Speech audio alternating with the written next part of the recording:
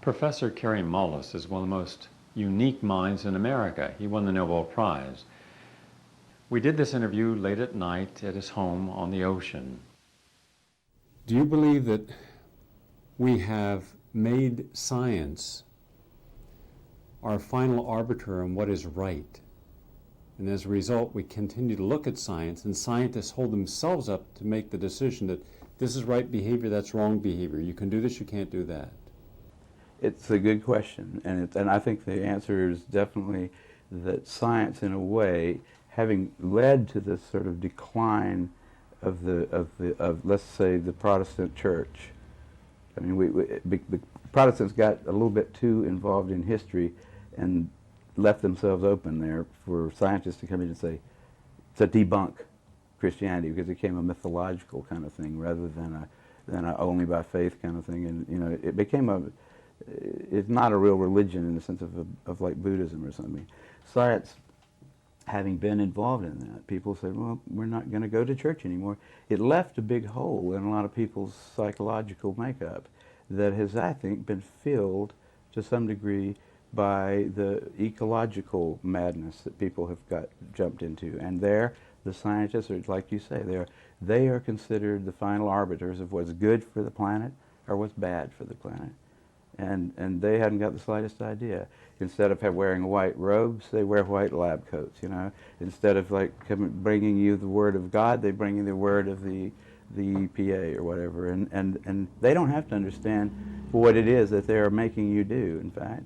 And people, I think they fall naturally into it because there is a need in humanity for something like a religion, something that makes you feel a part of some larger kind of group, something that you think, in spite of your wormy little life, makes you a part of something good, something big, something that makes sense.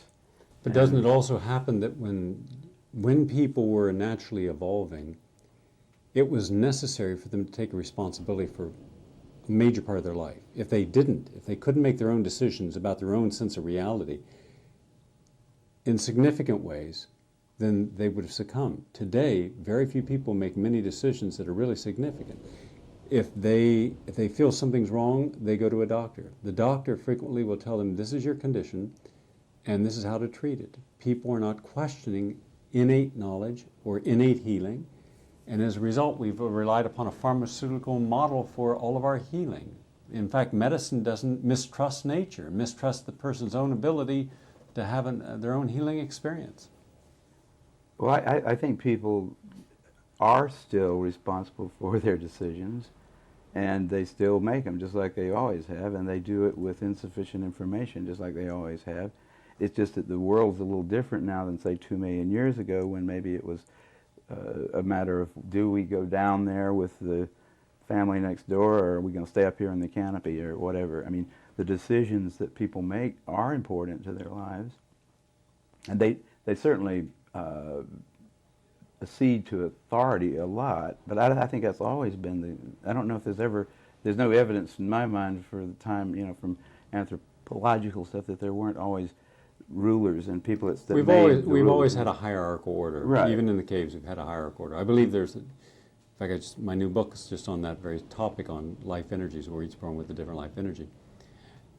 I'm very concerned when the media publishes a story that came out recently in the New York Times and all the other papers, that now it's being mandated that there's going to be pregnancy tests to determine if mothers have HIV, if the babies have HIV, and then put the babies on antiretrovirals like AZT. Well, if you have a baby that has no developed immune system of its own, should be getting it breastfed to develop an immune system, it's going to take many months, in fact several years, to really fully develop.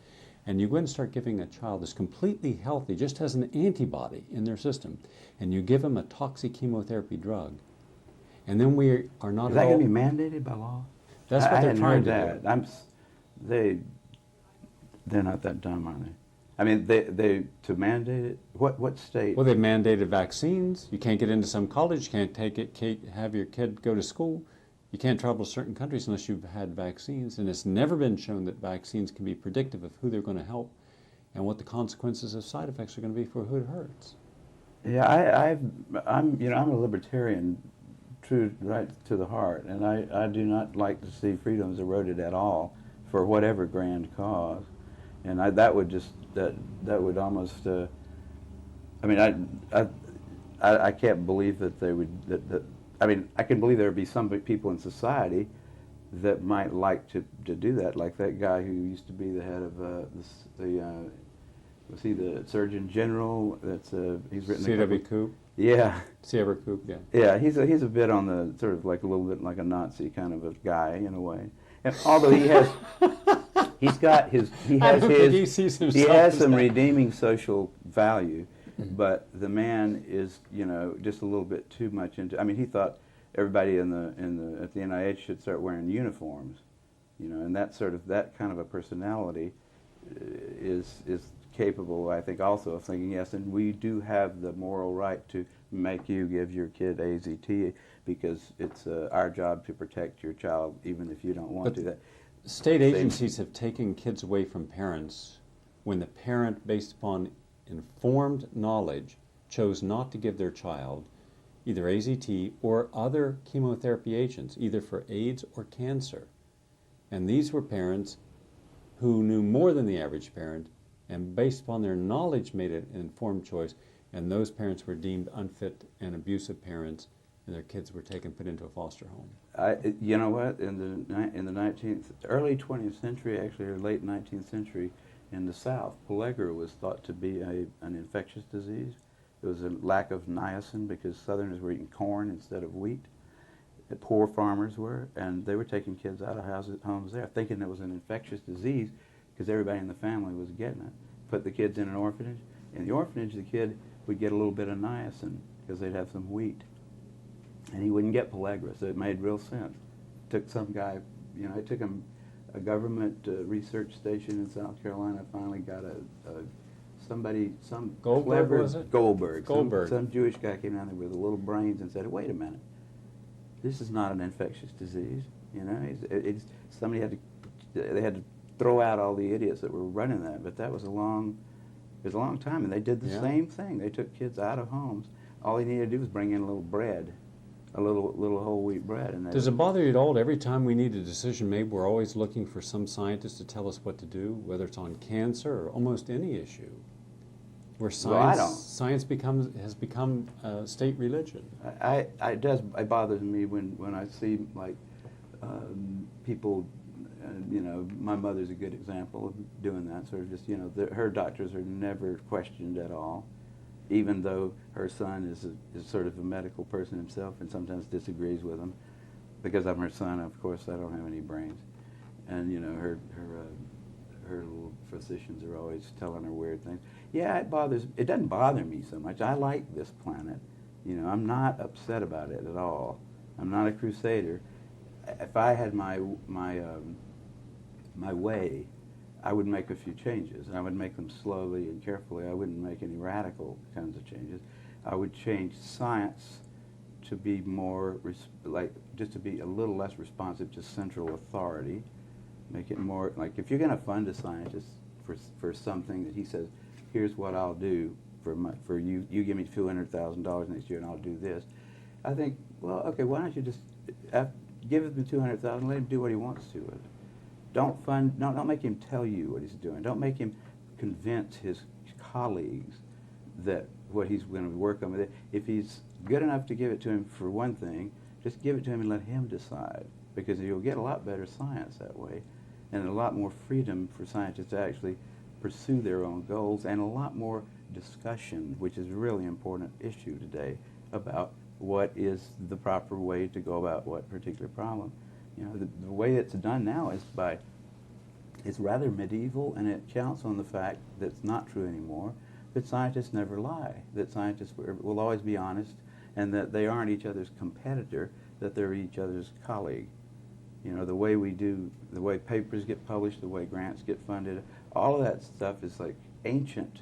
It's the structure that worked in the 17th century maybe, but it doesn't work now. It works very, very much against science, which is, I think, one of the better institutions on the planet. I mean, science is why we are sitting here with lights and stuff like that, empirical science, but not. It's almost always flourished better when, you know, dissent was expected and in fact encouraged. To have a central authority like the NIH making all the medical decisions is kind of ridiculous. Very prone to political positions that it shouldn't be Yes. taking in science. That adulterates science. Oh yeah, it's very, very much. I mean, we knew, if we studied Hegel at all, that after the 60s there was going to be a swing back to a repressive government, right? I mean, it just was going to happen. There was nothing you could do to stop it, I don't think. It swung farther than I thought it would ever go, but we definitely got into it, and that's, I mean, the whole business of AIDS, if you want to look at it as in a big picture, AIDS is a Hegelian, you know, it's the pendulum swinging back to the right. It's saying less permissiveness, you know, people that don't pay attention to their grandmother's code of ethics are going to suffer for it. All right, and it's, I mean, you can figure out all the little mechanisms of how that happened, but you can also just look at it in the big picture and say, yeah, that was going to happen. And now is going to come a time pretty soon when it's going to go back the other way. Hopefully, the swings, I'm afraid that Hegel You was mean we can not start right. to have some sex and enjoy it, not Oh feel guilty about well, it? you know, I never stopped. I said, those guys aren't going to tell me what to do with my personal life. I mean, and I know enough about the details of it to where if somebody wants to debate me about it, I can do it. And I would always try to be informed before I would make that decision. But also, if you didn't know anything at all about the science of biology, and you just looked at it from a sociological point of view, you should have been ready for the 80s. It's going to happen. It always does. Now, Hegel probably, I think he had the impression that the oscillations get less and less. It's sort of a damped pendulum, you know. It finally settles on something that's great. I think he missed there. I mean, it's chaotic. It's like he had the wrong geometry. But it will go back and forth, and it will, because that's the way that is. In fact, it's probably important to the success of any species that it tries some, you know, experiments, but it never goes too far from something that has survived, right? Yeah. I mean, so you can see it as sort of it's an evolutionary standard in a sense. The idea that society will swing back and forth, experimenting a little bit, but then returning across some line that has worked in the past. You don't want to just keep going in one direction, because you might just end up falling off a cliff or off the edge of the earth. You destabilize basic institutional control. Stabilize basic institutional control. You mean in the course of history? Individuals can make radical adjustments in their own lifestyles. Institutions never do. There's never been major institutions that make radical shifts, because they'd be shifting their power base. The whole effort of an institution is to maintain its power and stability of the power. So anything that threatens that stability is considered undesirable. I would agree with that. But I mean, the institutions do go. They have this shifting sort of thing, but they don't go very far. Very small. I try to stay out of that stuff as best as I can, but personally. Look this is Peter Duesberg, right? Yeah. Inventing the AIDS virus. Here's a man, the fair-haired scientist who was considered a poster boy of science, right? California Scientist of the Year in 1974, I think it was. And now he's a pariah. Not in this house. No, but in this state and in that university, because when I filmed him in his laboratory Absolutely. 3 years ago, the laboratory had no funding. Now he doesn't even have that laboratory. I know. They've made it. And he was martyred tenured. him, basically. He was tenured. Yeah. Oh, tenured, and also one of the most brilliant people surely the most brilliant virologist, possibly the most brilliant, you know, molecular biologist around. Peter is a very scholarly person, in addition to being brilliant too. He's very careful. He doesn't say anything that he can't support, or usually. I mean, you can catch him in a weak moment, and he might say something that he can't support. But he was a really well thought of guy too, because of his ideas. The whole field. I mean, in cancer, he's the guy that led him into the whole oncogene thing. You know, big research bonanza. Anybody who could order a little kit from some company and hire a couple of technicians could be a cancer researcher because of things that Peter opened up. And then Peter said, no, I don't think that's actually the cause of cancer. And that made those guys a little bit angry. And then he comes along and does the same thing for AIDS. He said, you know, I think we're on the wrong track here. And for some reason, you know, the second time, it was almost like nobody even had to argue with him.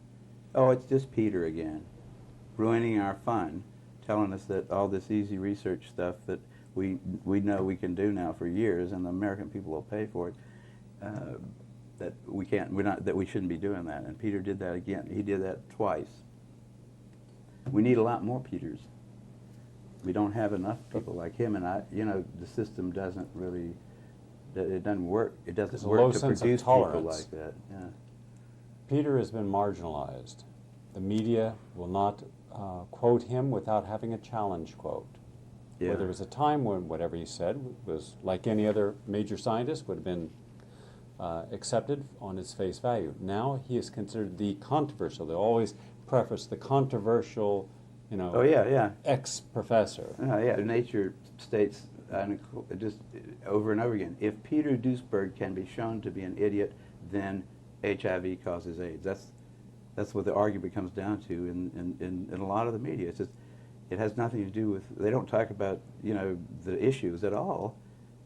Nobody has ever come up with the arguments that need to be brought up to decide whether HIV has any effect on anything. But let's just look at a few of those arguments for a few moments. If they are right, they meaning the NIH, NCI, Gallo, Fauci, if they're right, then their predictions should be right also, that we would have a pandemic worldwide, an epidemic in America, an infectious disease, sexually transmitted, that hetero and homosexual equally be susceptible to. That's their first argument. Based upon that, everybody got terrified. You mean we could get sex, have sex and get AIDS and die? Then we put the big chill on promiscuity in any form, and then we started making accusations about who caused this and then started blaming. Has any of those initial predictions come true? Well, HIV, according to the CDC, if you look at and this is, anybody can buy the annual medical yearbook from Britannica, $39 or something like that, and look in there and see. And there's always an article in there about AIDS, and it's usually there's somebody from CDC giving a number, saying here's the number of North Americans infected with this virus. The article's usually prefaced. The headlines is HIV spreads into some new area, right? Spreads into heterosexuals, spreads into women, spreads into teenagers. But the number's always been the same since they started measuring it and estimating the number of North Americans infected by this virus. It has remained constant at approximately 1 million for 10 years. That is not an epidemic. Now it's okay. They had to drop it because they had realized all the false positives were starting to really mount up when they got into a population that did not have a lot of positives, and then the false positives become predominant. And you know what? This is the craziest thing I cannot believe this. When you find a kid, like a 19-year-old boy from Montana who's joining the Air Force, he turns up HIV positive, and he's not been around the block too often. Nobody's ever bothered to check his mother to see if his mother is also HIV positive, in spite of the fact that we all know that if a mother is HIV positive, there's a 20 to 30% chance that all of her offspring will be. Right? I mean, everybody accepts that. But for some reason, they can't see the simple reverse of that and say, wait a minute, this kid in Montana who's raised on a farm or something, who's HIV positive, probably didn't get it from, hanging out in the bathhouses in L.A. He got it somewhere. Why don't we just look at his mother and see if he got it? Because all you need is about 10 or 15 mothers of 19-year-old boys that have HIV and did when the kid was born to blow that theory right out of the water. No one's ever done that work. I don't understand why. I contacted the CDC and I asked them, did you do blood workups on all the people that you claimed were included in the AIDS figures from day one? The answer was no. No, they didn't. About 25% of those figures were based upon symptoms. Then I said, A presumed diagnosis That's of right. HIV. That was just like, And I said, but if you're presuming it's HIV, hence AIDS, you must presume then that you have a gold standard, that nothing else could have caused the same symptoms. And I said, there are at least 7 other... friendly fun. Yeah. And I said, there are at least 7 other diseases that have the same identical symptoms of AIDS, such as tuberculosis and malaria, and also cytomegalovirus in its advanced stage, and tertiary syphilis. And I was going through some of the diseases I had found that have this, and they kind of shrugged their shoulders and didn't address the issue at all. They just Right. avoided it. Then I asked them about Africa, and I said, no. And in this documentary, there's 5 countries in Africa that have, that you will see where doctors who spent much of their life in Africa, their whole life as professional physicians in Africa, haven't seen a single case of AIDS. Right. No, the African thing And- is a big joke. I and- mean, it's a bad joke, but it is a joke. In the epicenter, they're saying, yes, we have malaria and we have TB, and they're not being treated because we're not getting any money, and it can be prevented and we could cure these people. We don't have fresh drinking water, they're drinking, and you'll see in the film, people drinking right out of septic water. Mhm. I mean, you'll see human debris right on the water. They scoot it Yeah, aside and drink right. the water. And then they get parasites and they get diarrhea. Well, if you drank out of infected feces water, you're going to get diarrhea and you're going to get tuberculosis in that environment, and you're Right. malnourished. Yeah. And you're going to have a dry, non-productive cough, lose about 10% of your body weight, and you're going to be classified as AIDS. Right. And he says, but if we give money for AIDS, then suddenly you'll see these new cars driving through the highways here with loads of condoms and pamphlets, Yeah. but not a single antibiotic to help anyone with tuberculosis or AIDS, or with The World Health malaria. Organization has totally messed up. So, following the lead of the NIH, and those things. The article I read, this article about, it was a year ago, I think, in Nature, that just I could not believe that it was in there. It's had just about 10 or 15 doctors with their names on it. They studied the prostitutes in some little Eastern African country right above Liberia. I forgot the name of it. It's a coastal country. They had gone there 5 years before and found that 75% of the prostitutes were HIV positive. They predicted if they came back in 5 years, half of them would be dead, right? So they come back in 5 years and there's no bodies to count. There's no dead prostitutes to do autopsies on. They're still HIV positive according to their tests, which there's cross-reactivity with all kinds of things. And their conclusion in the paper was that when that should have told them right there, I said, wait a minute, HIV doesn't seem to be hurting these people. The conclusion was these people have got this is in Nature, a special strain of HIV, which, number one, does not cause any disease.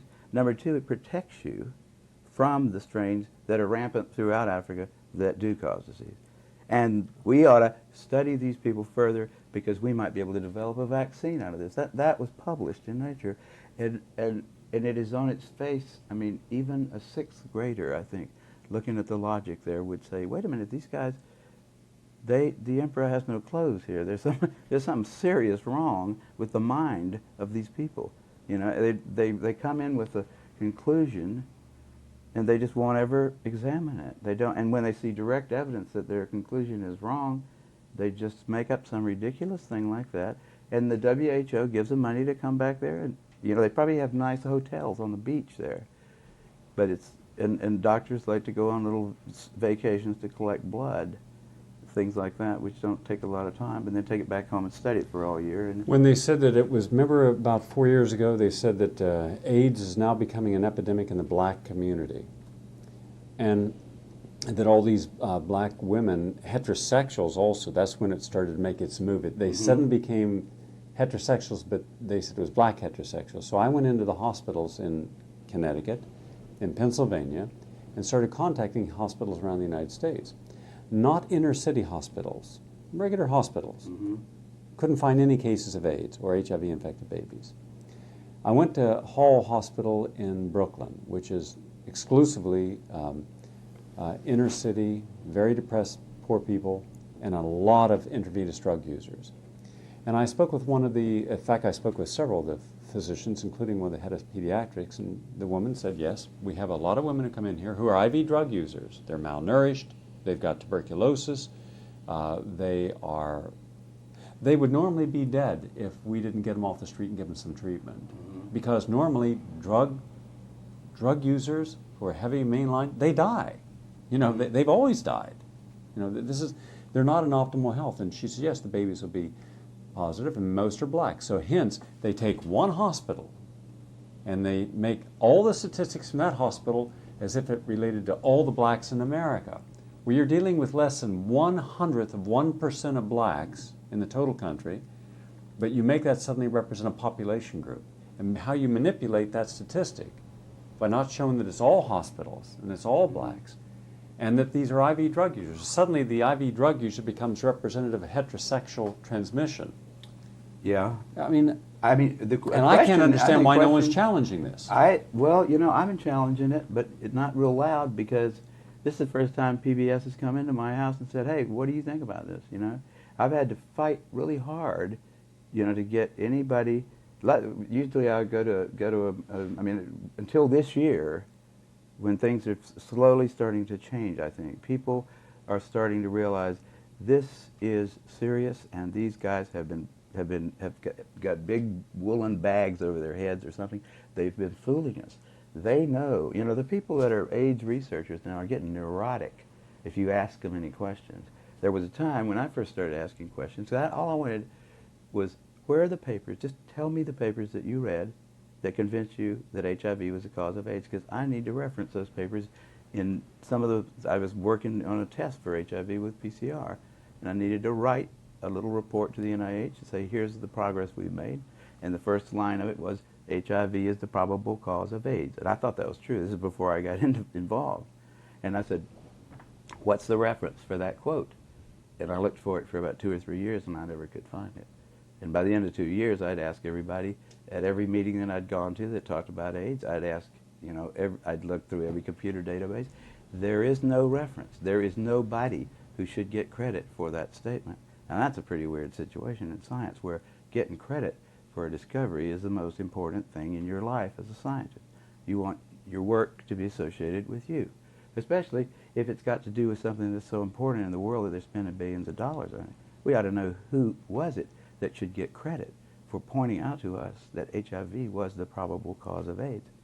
And probable is not a very powerful word, but there is no such person.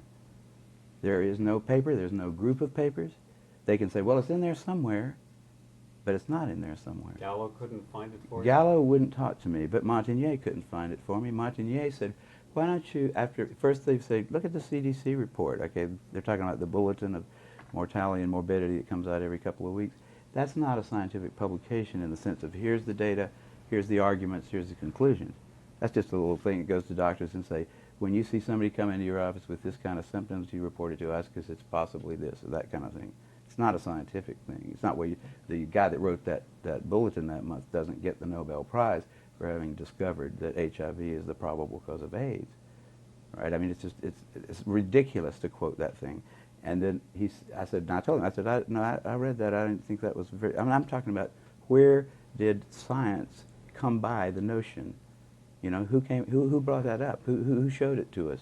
Who explained it to you? Where did you come up with the idea? He said, well, there's this SIV stuff. And I said, yeah, but that was last month. We've known this for a long time. Who is responsible for us knowing it? Don't we want to know that person's name? He walked away. I figured that was the last person I ever asked. I asked a whole lot of people in that 2 or 3 years when I was certain at first that there must be an answer. Wasn't it, I mean, you know, I was in a different field slightly. I figured the virologists had that one taken care of, but they didn't. There wasn't a soul, and there still isn't. And the more you ask them, you can get thrown out of a dinner party. I mean, you sit around go to some virologist's house and start talking about questions like that, or even, you know, people that aren't virologists, people that are just ordinary people that are completely ignorant of the details will get mad at you if you start talking about the fact that AIDS may not be caused by HIV. Just say something simple like, it may not be caused because I can't find any evidence that it is. these people that are being treated with AZT, a fairly lethal drug if you take enough of it, they may be taking a drug that's killing. I mean, you'd think the Oklahoma bomber is a bad guy, right? There's nobody in the United States that doesn't think the guy that killed those 200 people in Oklahoma for no good reason, shouldn't be sentenced to death, probably. I think we all agree if he did it, he ought to be killed. Now, is it not criminal, just as bad, and maybe worse, to sentence a whole lot of other people? I mean, these people, there are people dying just because of AZT. I mean, that's proven in big studies like the Concord study. The conclusion of the Concord study was, this stuff is not good for you. The little skeleton on the little crossbones, the skeleton and crossbones on the bottle says probably wouldn't be a good idea to take this stuff unless you've got a good reason to. Now, I would say that probably there've been, I don't know how many of the people who have died, so-called of AIDS, have actually died of AZT. Because it certainly would wreck your immune system to take that stuff for a few years. It's like if you started taking any other chemotherapeutic agent for the rest of your life, it would be that agent probably that killed you. When you give chemotherapy to somebody with cancer, you give them a round of it for maybe 14 days or a few days. Hopefully you're not going to kill the patient, you're going to kill the cancer. The patient's going to survive. But you don't keep giving it to him until he dies, because he certainly will. And AZT is just like those things. It's a little more lethal than most of the anti-cancer things that people take for that. Everybody knows that those things, you wouldn't want to just keep taking them until you died.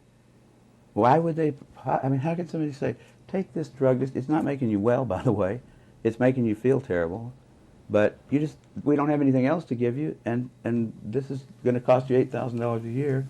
Because someone postulated that the AZT would stimulate T cells, and then it was shown that it did not stimulate T cells, that it was, in a healthy way, that it was causing the body to have a hyperimmune reaction. I didn't know somebody thought it was going to stimulate T cells. I thought they figured it was going to kill that virus because it's going to terminate DNA reproduction. Yeah, that's what it does. And it certainly does that, and it does that quite well in a lot of places that are not viral. I mean, it does that in normal any rapidly growing tissue, just like any other chemotherapeutic type agent. Hypothetical situation. How many, let's assume for a moment that HIV is the cause of AIDS, just for argument's sake. Okay. Right? How many HIV cells are there generally compared to healthy cells? You mean how many cells are infected by the virus in somebody that fairly... Yes. The numbers vary wildly around, all kinds of... I wouldn't ever... I mean, there used to be a time when people said 1 out of 10 to the 4th, then they went to 1 out of 10 to the... There are some papers that say 1 out of 10 and 1 out of 100. It's not like it's got them all, for sure, and okay. I don't think that means it can't cause the disease, though, because, it could do something subtle, and it might not have to be in every cell. It's just that there isn't any evidence for that. And, But what is the benefit of killing 100 or 1,000 or 10,000 healthy cells to kill one sick cell? Well, if that one sick cell had some property about it that was going to get you. But has that been shown to be the case? Well, if it was, let's say you had a way of, when you try to kill cancer cells, you kill a lot of healthy cells too. It's not a very effective treatment, but the argument is you got nothing else to do. You're going to try to kill the cancer. Hopefully it's more susceptible to the chemical than the healthy cells. Now, in this case, they have the same argument, except for the fact that they say you're going to keep on using this drug knowing that it's killing your healthy cells until you die. You're not going to take it for 2 weeks and then hope that you've killed all the HIV and now you will be alive. It's not like that. They said, no, we're going to do the same thing that we do to cancer, but we're just going to keep on doing it until you die. And hopefully it's going to prolong your life. Well, if it doesn't prolong your life, what they look for is surrogate markers. Now, have you heard that term battered about?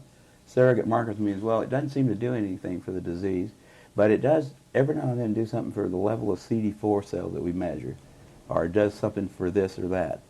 Not that anybody really knows whether you want more or less CD4 cells at any particular time in your life. A lot of diseases cause CD4 to go up. A lot of diseases cause it to go down. Nobody's even sure if a CD4 cell is always a CD4 cell. It's a marker on the cell at the time that they do this little counting procedure, which is to stick a fluorescent tag on there and say the ones that light up have CD4 on the outside. And we don't really know what those cells do. The immune system is incredibly complicated. And the immunologists' brains are not nearly complicated enough to deal with it. We have these little, there are theories all over the place, but no real competent immunologist would tell you that CD4 levels was a surrogate marker for anything until we know more about it. But that's what they're using. That's what the FDA is saying. Yeah, you don't have to show that it helps them. These protease inhibitors, the same thing. You don't have to show that it helps the patient. You don't have to show a single life saved. All you have to do is show some little clinical indicator has changed in a way that somebody is hoping is going to make you better. I mean, it's a round argument. I took a group of individuals who were HIV positive, husband and wife. They had both been intravenous drug users for about 8 years. Put them on a detoxification program, gave them a protocol under a physician where they were using ozone, vitamin C drips, bitter melon several times a day, liver flushes, blood cleansing with a lot of chlorophyll-rich juices, and glutathione intravenous. At the end of 1 year, the woman seroconverted to negative, and her T cells went from around 400 to 1,200. The husband's were at 0. Both are ideally healthy. There's not a single opportunistic infection. Not only that, there's no indicator infections. For instance, they had cytomegalovirus, they don't have it. Herpes, they don't have it. Herpes 6 and mycoplasma don't have it. So here's two people. He's a construction worker, right? Yeah. Totally healthy. She's totally healthy. He has 0 T cells. She has a lot of T cells. Hers went up, his went down.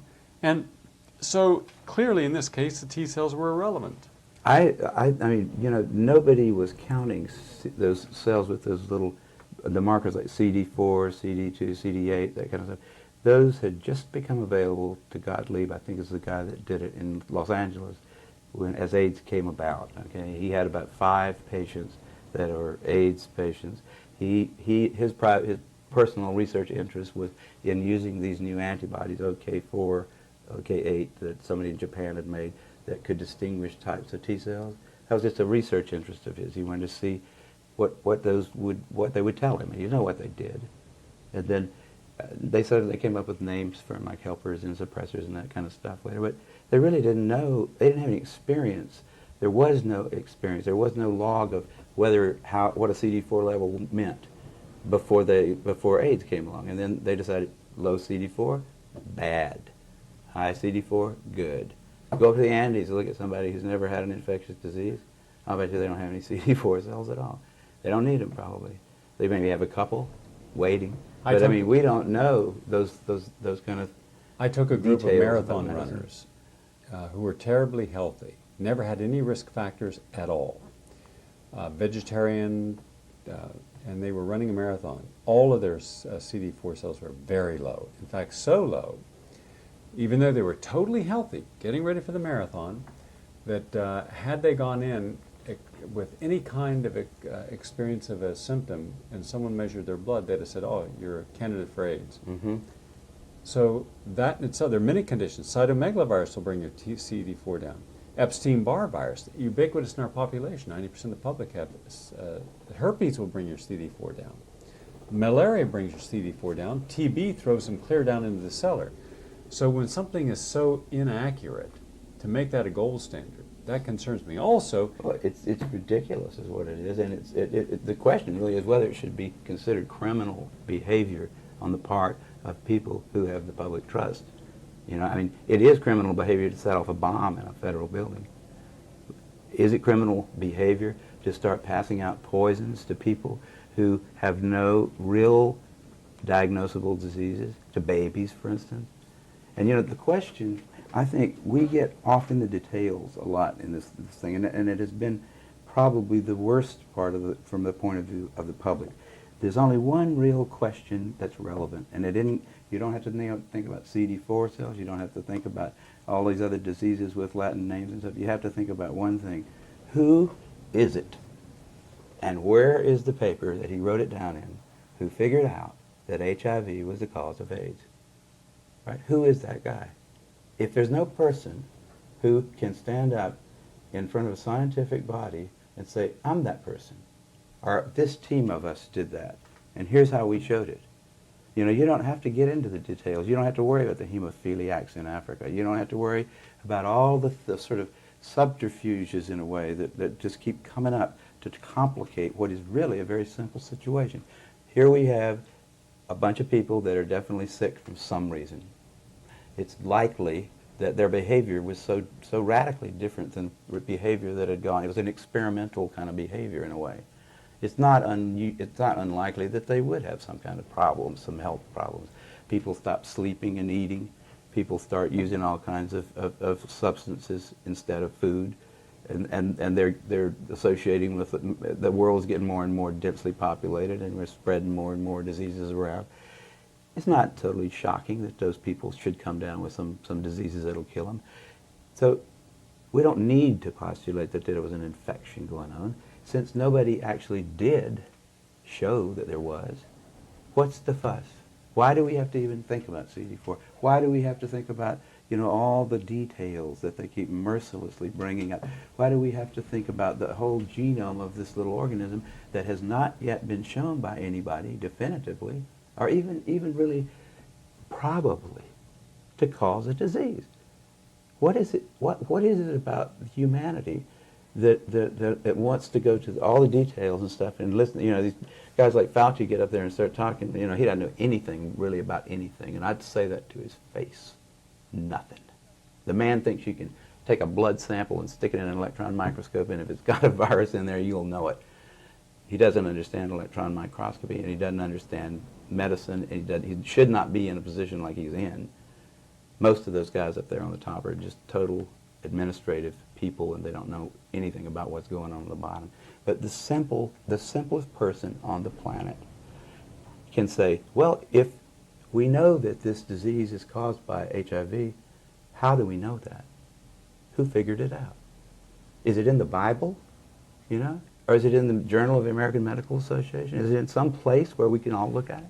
That's what science is supposed to do. It's empirical science. That's what we do.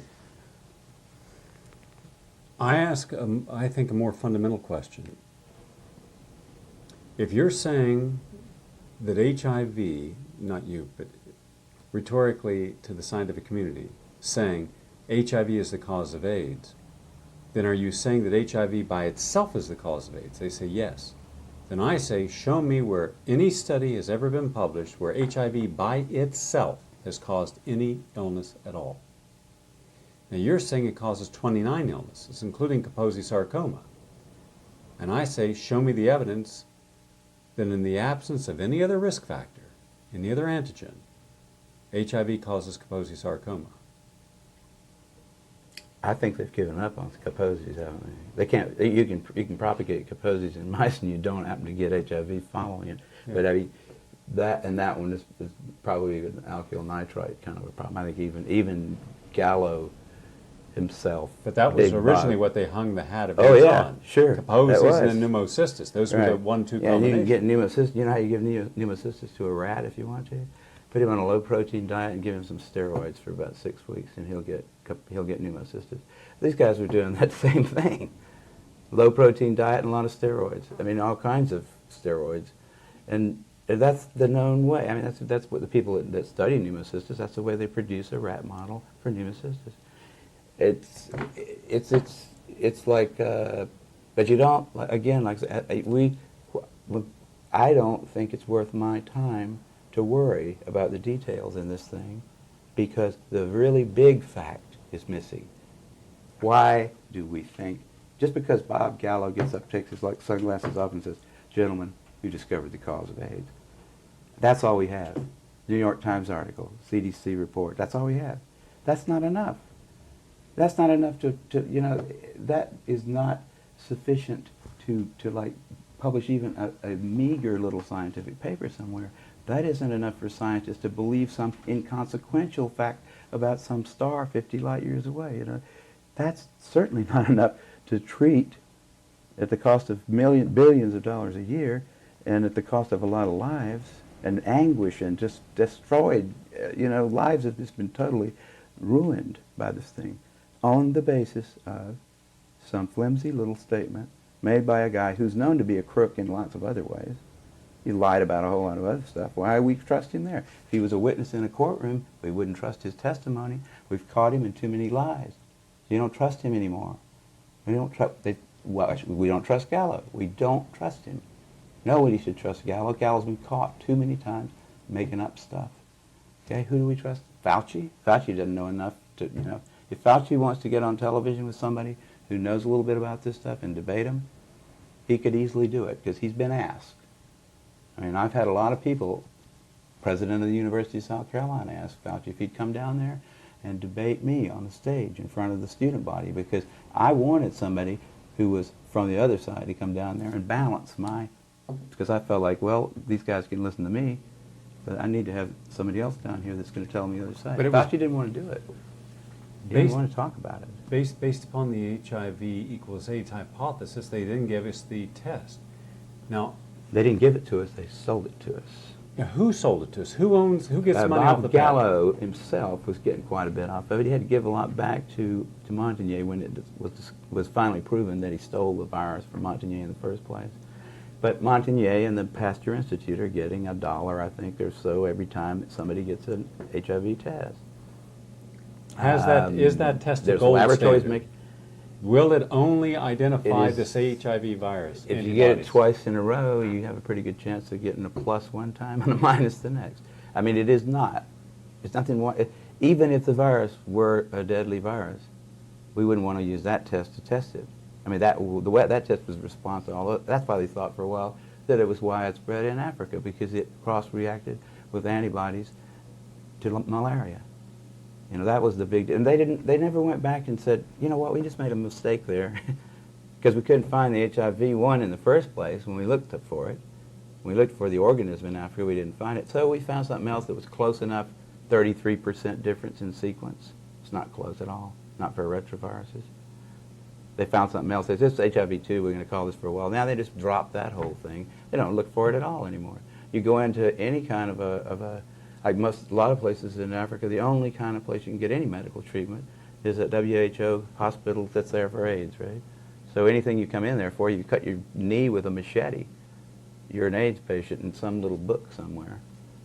You know, it's just, and presumably you have HIV too, so they'll add that. How in the world could scientists today, legislators, physicians, public health officials, give any legitimacy to a test that's determining, predictive, of a person going to die of a condition, and hence put on, almost insisting to put them on antiretrovirals when there's no gold standard? If a test cross-reacts with flu, vaccines, malaria, lupus, some arthritis conditions, and connective cell conditions, leprosy, with all these other conditions they can cross-react with, then it's not a gold standard, is it? No, it's not. But, you know, I mean, the general public doesn't understand the idea of a gold standard here. Neither do doctors, physicians.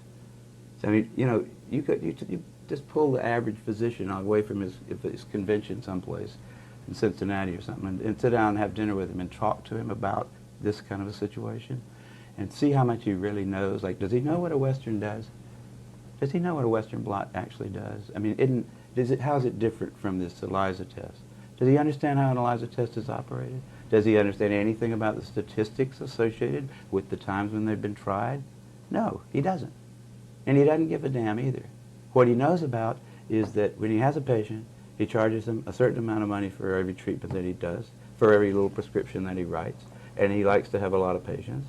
And the county health department also knows that due to the Ryan White Act, for every single person who is diagnosed as having AIDS in the county, $2,500 a year from the federal government. So the county health department is actually pressuring doctors by their little subtle ways. They're not coming over and beating them, but don't miss an AIDS case. You report it to us. If it's a positive test on the HIV, you report it to us, because it's $2,500 in our pocket every year. I mean, it's a kind of a, I mean, there's plenty of reasons why they're doing it, but, you know, one of them is not that doctors are intelligent people in this particular, I mean, the doctors have been dumb. The people that have taken the drug have been idiots also. I mean, they really are idiots. You go to some doctor, and he gives you a drug when you're not even feeling bad sometimes, you start taking it and you start feeling worse, or you start feeling bad for the first time, keep on taking it, because otherwise you're going to get sick. And then, you know, you read about it. It's not like you can't find out about AZT. You know, you can find out about it. Look it's not that hard to look in books like the Merck Manual and stuff like that. See, what is this stuff? What's it used for? Why are they using it here? How did it get approved? Why is it that they would allow Western blot to be used in the United States when it's been discontinued in England because it's worthless? And why is it that they're allowing a test that there's no two countries that have the same standard of how many bands it has to be compatibly reactive with? It's 2 in one country, 3 in another, and 4 in another country, making it very easy to test positive in one country, a little more difficult in another country. If they didn't allow them to charge so much for it, I think there'll be a lot less use of it. You know, I think that money is the only, you know, it's just like in political scandals. Follow the money trail. Figure out who's getting paid for this. Who's getting the money for those Western blots. There's your person who's going to always come down on the side of, yeah, you got a confirmatory Western blots, they call it. You know, do a confirmatory Western blot. Well, let's see. And those things are so hokey, it's just ridiculous. I didn't know they don't even do them in England anymore. No, not since 1992. It's totally, and ask a doctor how it works. The doctor who prescribes, he says, got to have a Western blot to confirm this ELISA positive thing. How does that work, doctor? Sir, what are they now measuring about me that's different from what they measured with the ELISA test? He wouldn't know.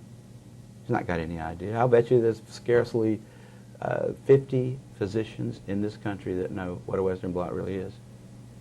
They know when to order it, and they know they get a kickback on it probably. They make some money from having to take the blood or whatever, and they make money by prescribing AZT. They get money every time they turn around. They get money. Money is what makes it work. To interpret the test also. Well, of course. Why is it that if a person would get a vaccine shot like hepatitis or measles to create antibodies, to get an antigen reaction, so that the body will now have a memory cell so that when they are exposed in the future, they will be able to call upon that immune response. But when you have an antibody to the HIV virus, it's always predictive of causing the disease. It was because, I would say, they didn't have well enough developed way to look for the virus itself at the very beginning. They could only look for the antibodies to it at first. PCR came along right about the same time that HIV did. And it was at CETUS that people started looking with PCR for HIV. That was the only way to see it, except for culture, which was a long, protracted procedure, which a lot of times didn't turn up the results there weren't very good either. Can be contaminated. Oh, the cultures, the whole method, that cell biology is a bunch of magic half the time. And those culture, you know, the people that say they can do quantitative estimations of HIV from cultures are just, they're fooling themselves. But I would say the answer to the question is the antibody test was something they could quickly develop. That's what Gallo did, and sell, and so he did. And he said, we're going to make a lot of money off this. Everybody in the world is going to have to take this test to find out who's going to die of the plague.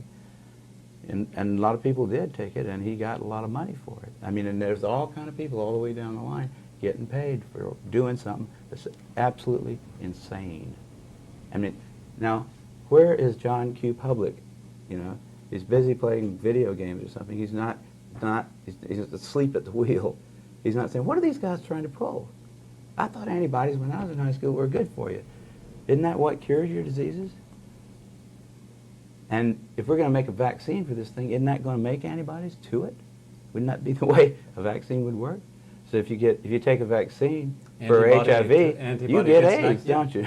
Yeah, antibody gets an antibody. It's like ridiculous. If we had a vaccine out there widely used, then everybody that had taken it, we said, well, let's see, how do you tell whether they don't have it or not? But you're talking about 100,000 scientists who are making $6 billion this year, more than on cancer and heart disease combined. Mm-hmm. You'll have probably 5,000 to 15,000 studies written and published over the next year and a half to 2 years on this phenomenon.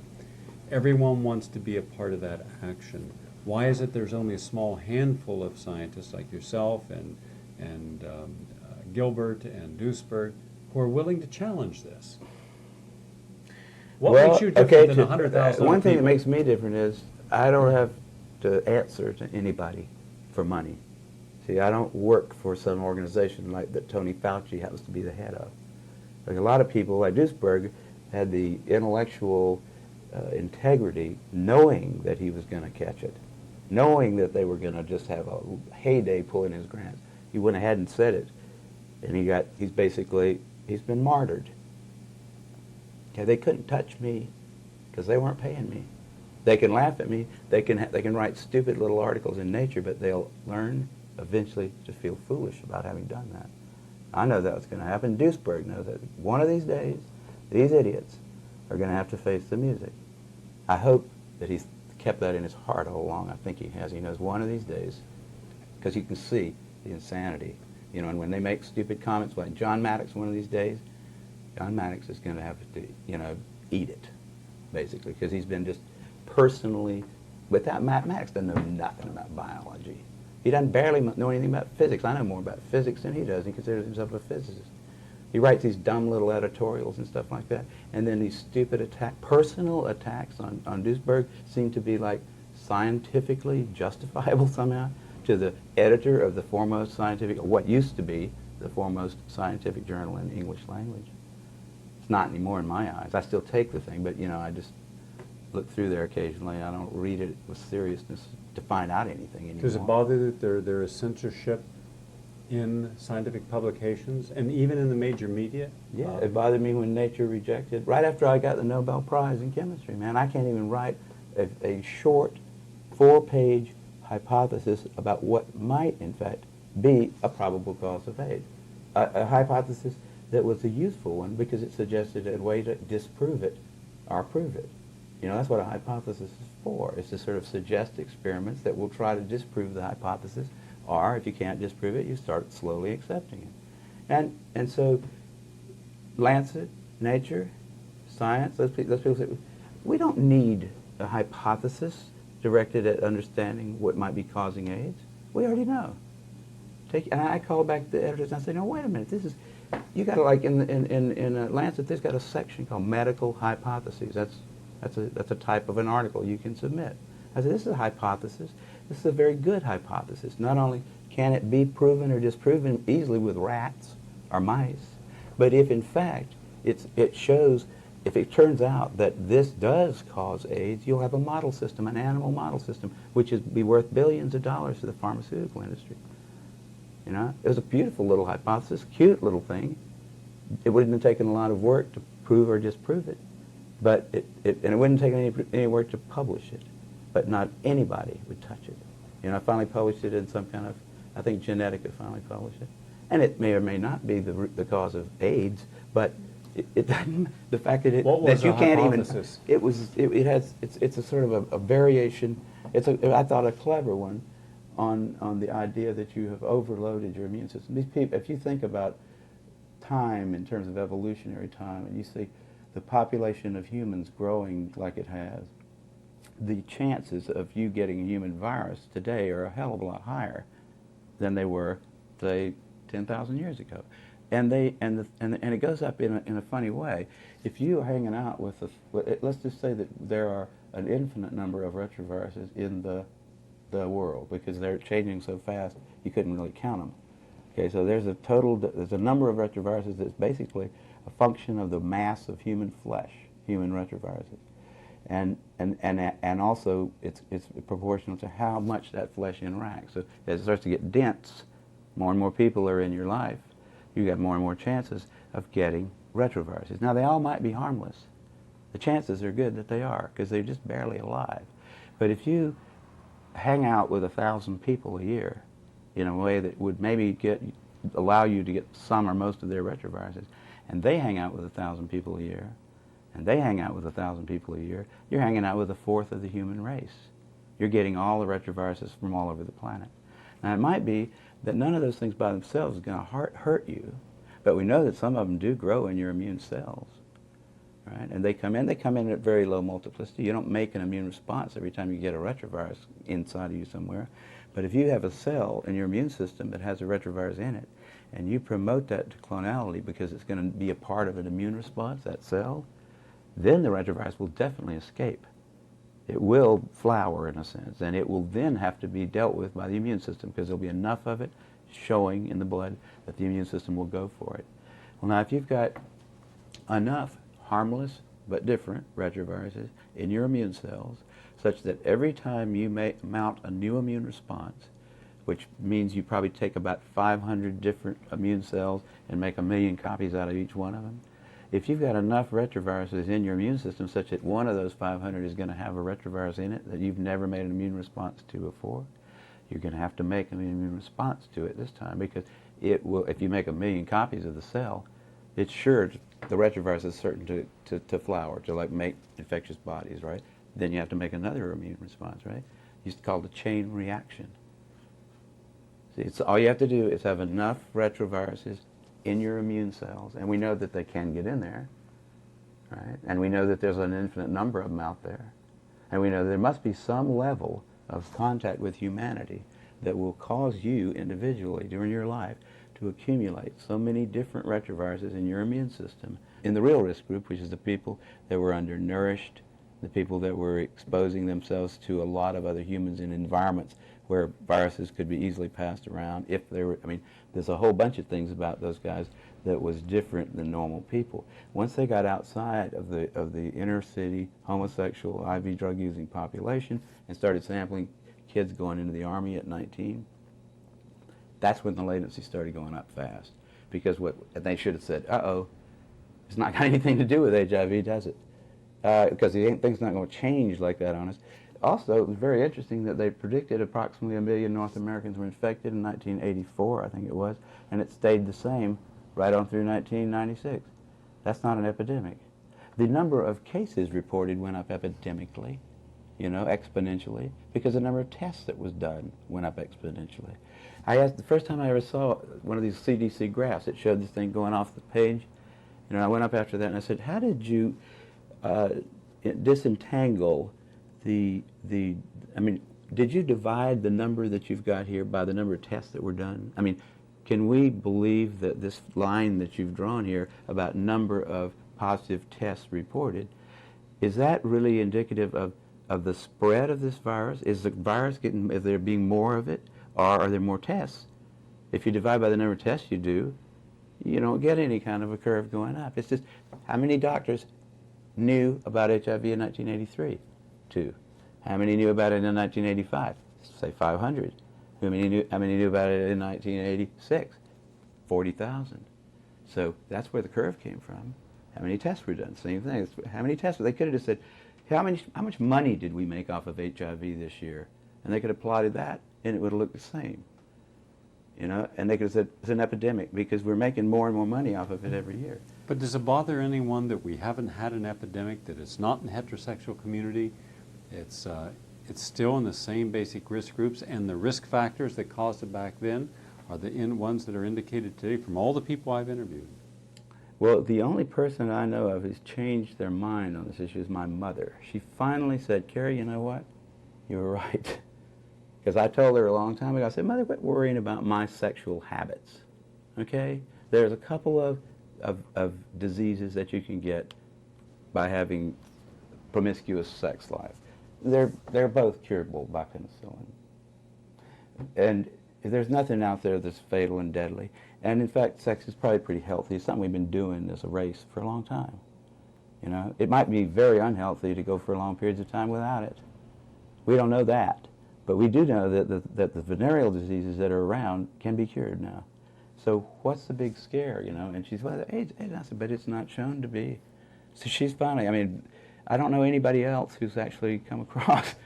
I mean, but I don't know everybody who's thought about it, but I feel like a lot of people are starting to learn. But a lot of people will be just like, it'll be like trying to get a Catholic to give up Catholicism because somebody has proven that they can make a vacuum, and inside that could not possibly be a God because it's nothing in a vacuum, right? That was a 17th century issue that the church raised. If AIDS is supposed to be an infectious disease, then why does it not represent the same model of behavior as any other known infectious agent? Well, now it could be that it's absolutely unique. I mean, Flossie Wong Stahl thinks so, you know, but I I found that kind of, you know, it is not, on the other hand, necessary to have a plausibility argument for something that you've got proof for. If I could show you that it did cause AIDS, then you could ask me that question and I could say, I don't know why it does it that way, but it does cause it because here's the facts. You give that stuff to somebody who doesn't have AIDS, he gets AIDS. Or some experiment that showed you definitely that Yeah, but it you was can't causing. show me an animal model. Well, I can't do treat that, AIDS. can I? Because if every damn chimp that's ever been injected with it, you know, it's lived in the chimp for a while. Chimp gets rid of it, makes antibodies. By definition, the chimp's got AIDS at that point if he starts to, like, if it gets uterine cancer and it's a female chimp, he's now got AIDS. But none of those chimps died of AIDS. I mean, they're still alive and happy. There's no evidence. But if there were evidence, see, if there were, this is one of the things I think, if I could produce evidence that HIV caused AIDS, it could cause it by some weird mechanism that we never heard of. Totally implausible. But if you're Completely saying, new biology. okay, It wouldn't matter if I had evidence, but there isn't any evidence. but if you're suggesting, for instance, as Fauci suggested, and Gallo and all the rest, that it's sexually transmitted.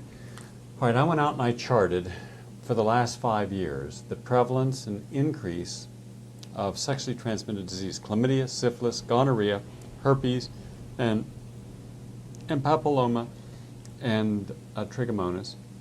I then charted in the same risk groups AIDS, HIV infection. Here is sexually transmitted diseases going They're like going this, up, yeah. and here's AIDS going down. Yeah. Yeah, well, that's pretty good proof that it's not a sexually transmitted disease, isn't it? It was, I mean, why was it a sexually transmitted disease? Why did they say it was sexually transmitted? First thing they said, this is a homosexual disease, right? Yeah. So if you look back at the early kind of discussions of it, it's probably anal intercourse, right? We don't want to talk about it at dinner, but that's probably what it's caused by, right? So somebody in the CDC probably said, you know what, if that's the way it's transmitted, then Congress is going to say, good, we don't need those guys anyhow. We're not going to spend a lot of money trying to cure them of this thing that's caused by their bad habit, right? I mean, there's just not going to be a big public outcry to do anything at all about it. If it's just caused by needles, or it's just caused by homosexual activities, you're not going to really get a long, sustained public outcry against it, and nobody's going to want to spend $6 billion a year. They're going to say, well, we really didn't like those people anyhow. The pendulum's swinging back toward the 90s. Great. I can't think of a better solution to the homosexual problem than a disease that'll kill them all. I mean, there would be congressmen that would talk about that quietly, not on television. So the CDC had to say, we can't say that. We've got to say it's got to be heterosexually transmitted. There's no proof that it's transmitted at all at that point. So why not just say, well, it's heterosexually transmitted too. It must be in semen. And when they looked for it in semen, they didn't find it. They had no evidence that it was sexually transmitted or any other way transmitted. They just said it because that made it a plague. And the CDC needed one. The CDC hadn't had a good plague since polio. Their funding was probably going to be cut back if they didn't come up with one. The guy that was the head of the CDC, in fact, wrote memos that have been obtained, you know, where he describes this as hot stuff. Just like they're playing with this ridiculous Ebola virus stuff, trying to frighten people there.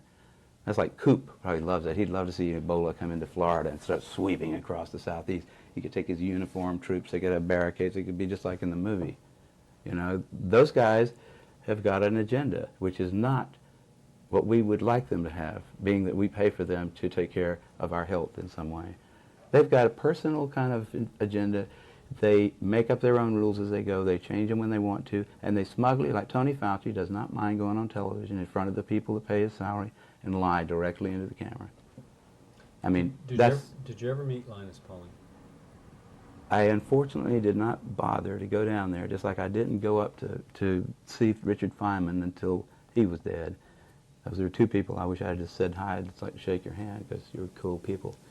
I knew Linus Pauling for a long time, and I found it interesting that of all the Nobel laureates in the United States and around the world, he, having two unshared, I'm not aware of any other American to have two unshared Nobel Prizes, was never respected again by mainstream medicine or science when he supported that vitamin C could cause an improvement in people with terminal cancer. And I watched how all of his funding dried up, even though he was one of the founding members of the National Academy of Science. He couldn't even get a grant from them. And it took him almost 14 years just to get a mediocre grant to study cancer.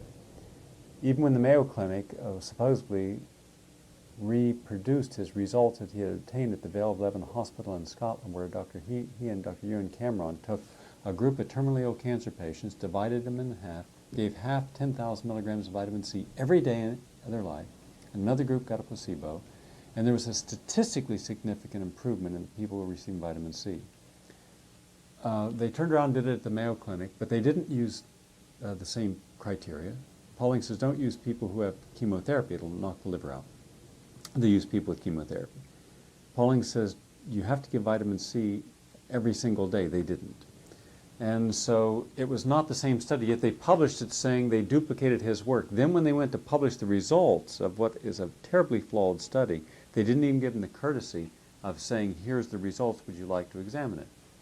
And all he was given was a letter to the editor of New England Journal of Medicine long after the study. And I saw at that time how you can take one of the best and brightest in America, much as they did our greatest living scientist of the century, who was destroyed, Dr. Andrew Ivy. There was never a scientist who's been more cited in the scientific literature than Dr. Ivy. He was a jurist, he was a physician, he was a scientist, he was everything. But he supported carbamazepine, and he supported carbamazepine in a correct manner, and they destroyed him.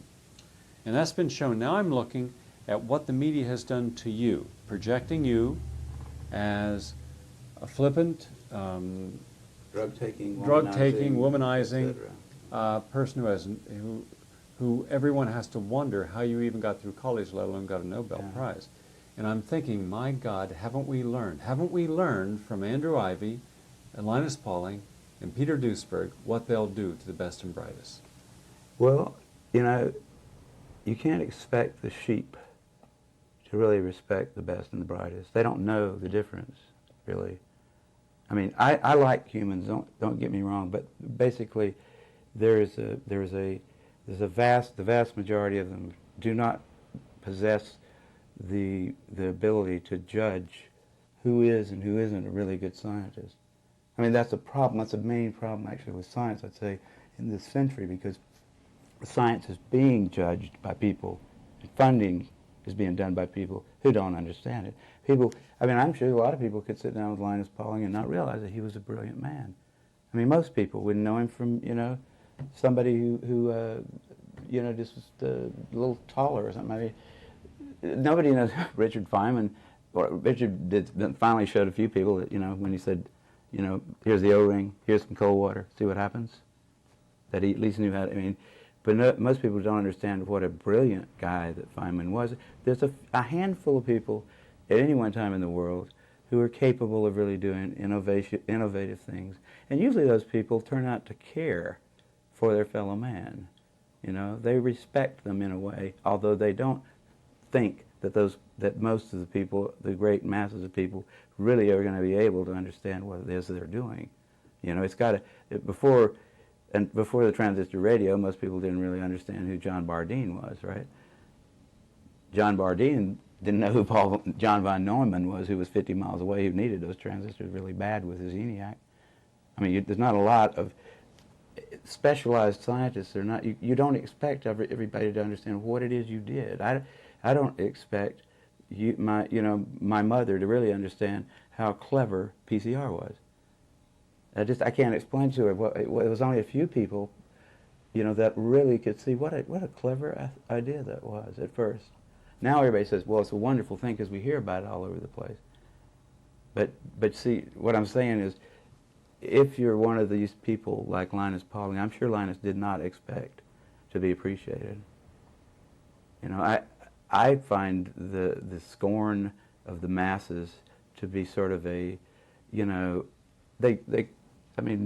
if they love you too much, you're probably doing something wrong, don't you think? I mean, the guys that if they're willing to elect a president who lies right in front of them and says, "I just put it in my mouth, I didn't inhale it," and by the way, Mr. President, it's illegal to have it in your mouth too, whether you inhale it or not. but somehow people say, well, that's such a clever way of getting around that issue. Wasn't he he's a real diplomat, right? He's a lying bastard is what he is. But we elected him. You know, there wasn't a whole lot of other possibilities. There never is.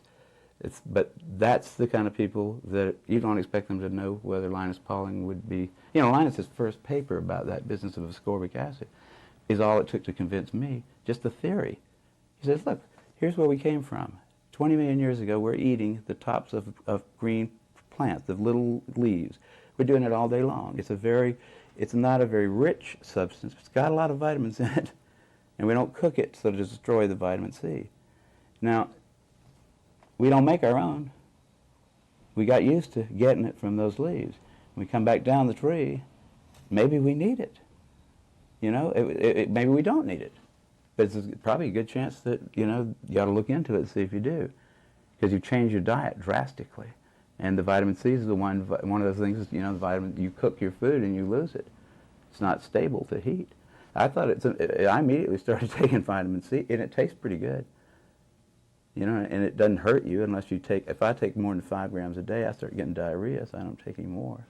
But the fact that it won't hurt you, and that there's a good chance that it does something some very smart people say it's very good for you, and they have good reasons to say that.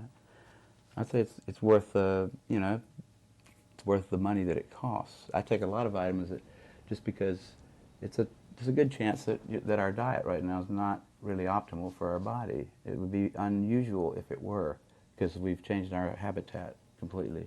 And it takes a long time for biochemistry to catch up with animals. They're fast.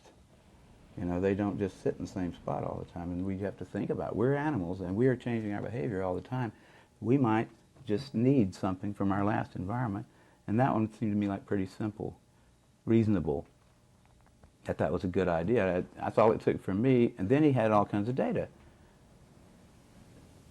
But if he'd have said, take this poison here till you die, because I think you need it. I mean, that's what the CDC pulled off. Take this poison here until you die, because I think otherwise you might die. What do you say to the American public about stopping believing in the myth of AIDS? Well, in the first place, I would say, don't think of it as a belief. Science isn't a set of beliefs. It's not like Methodists and Catholics. Those people, Methodists and Catholics can believe whatever they want to, and they say, I will believe it. I'll stick by my story till I die, right? I'm a Methodist, pure and simple. That's okay for that kind of stuff. Scientists are not supposed to believe anything.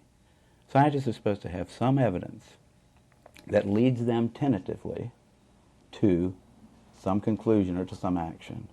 They're supposed to be able to show that to other scientists, any interested person, in fact, who's willing to understand what it is that was used as evidence, should be able to say, yeah, I agree with that. That makes sense, using rules of inference that we've used since Aristotle. Okay, and it's not complicated at all. You learn it in the 6th grade. Most scientists forget it pretty quickly. But science is not a set of beliefs. I mean, there's only one belief in science that you have to retreat to commitment at a certain point. You have to say, we do believe that if A implies B and B implies C, then A implies C. And we do believe that if P is a proposition which is true, then not P is a proposition that is false. That's all we have to believe in science. The rest of it is tentative, awaiting further study. And almost every single thing that is considered to be a fact in the 20th century, in another 200,000 years, will look very silly. You know, if you just picture yourself being a real bright Egyptian mathematician and thinking that you really understand math, and then see what you'd look like from the point of view of somebody in the year 2000. Did you really understand math? Nope. Was any of it right? Nope. It was all wrong in just a little way here, a little bit there, there were things wrong with it.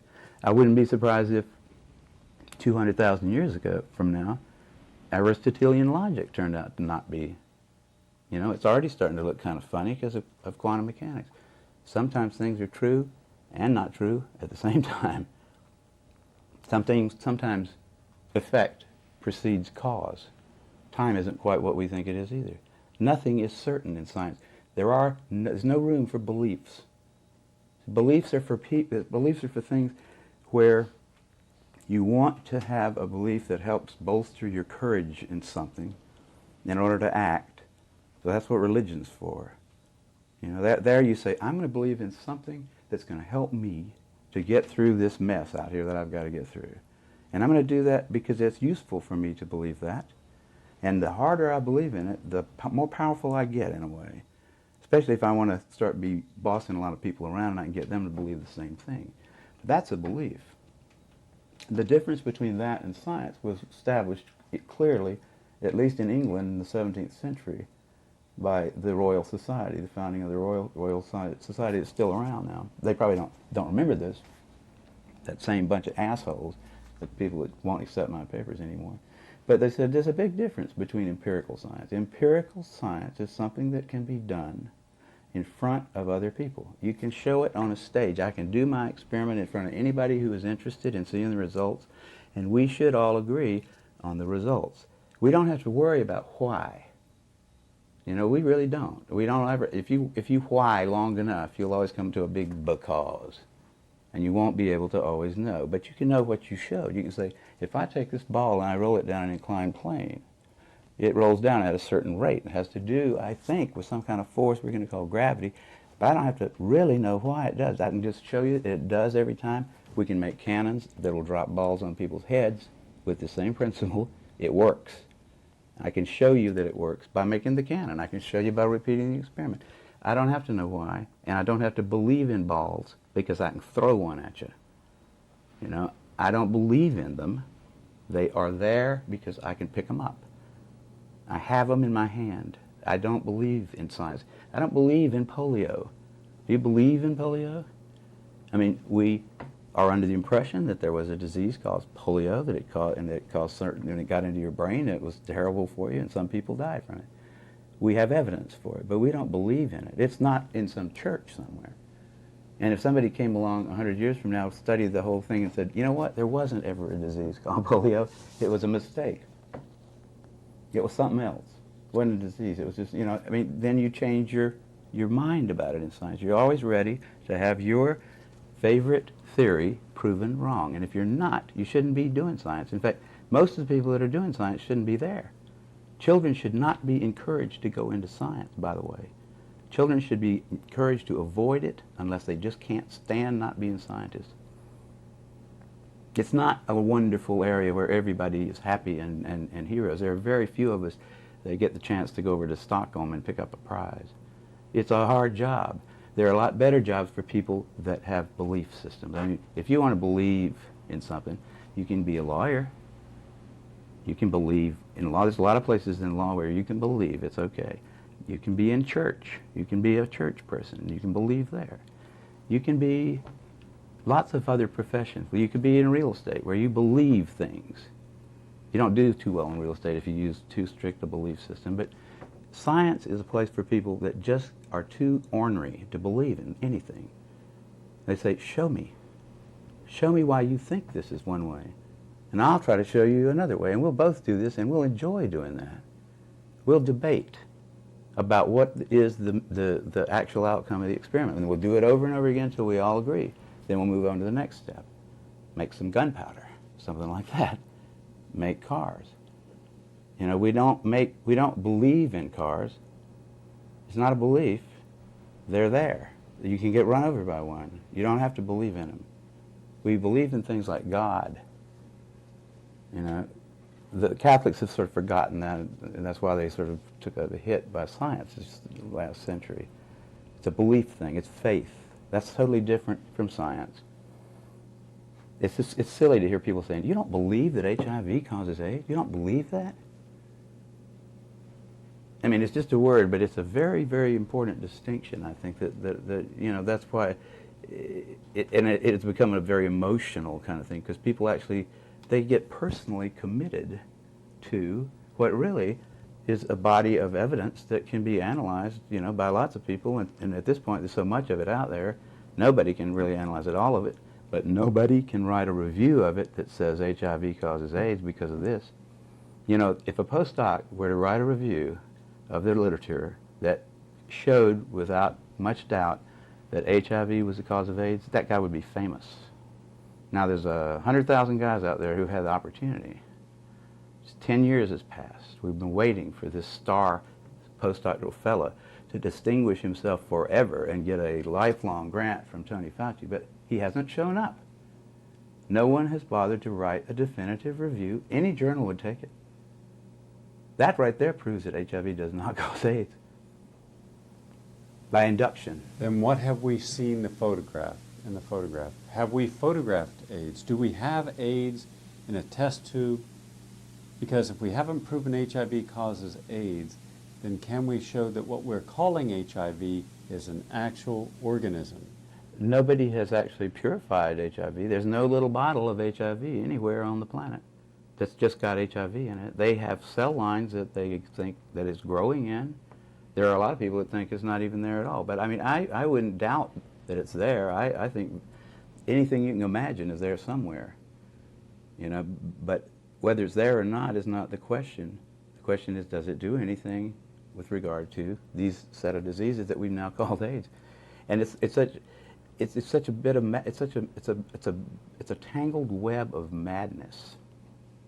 By calling all those things AIDS, by just making it more and more and more complicated to figure out what causes what. See, it's like that's not the way science works. It's a real bizarre thing to have 100,000 people being paid to do something that strange, to take a whole bunch of diseases, to lump them all into this one big thing.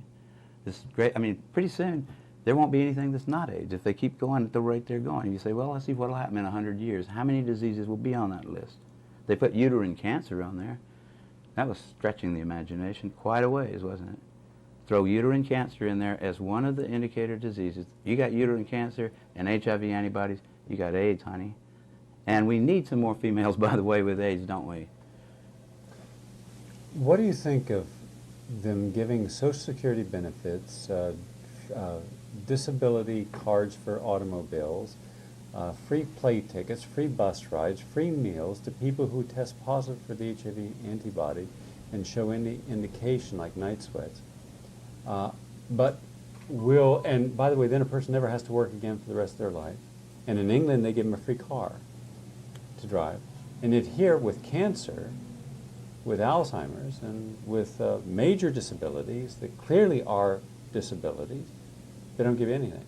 Yeah, I've heard about all that stuff, and it is very difficult to understand from the point of view of the so-called the neutral observer why that would happen. But if you look at the details of it, you'll find out why. Because this guy gets some money, this guy gets some money, and this guy gets some money. This guy gets.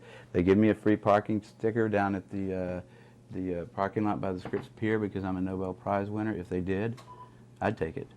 And I don't know whether I should have one or not, but I like to surf down there and I like to park in that lot. But I mean, people will take things if you give them to them. And if the process of giving out the money, everybody's always skimming it, right? I mean, in government handout things, if somebody's always making money off the process of giving it away, don't you think? I mean, and it's become such the issue of this ridiculous thing, this whole, it's like, it may be that we'll never understand how we got into that because it's so complicated. But we got into this mess. I mean, it was a reaction to the 60s and the early 70s. Can we afford to be honest about AIDS? Is it too late for us to extract ourselves because of liability and acknowledging that there may have been medical genocide committed?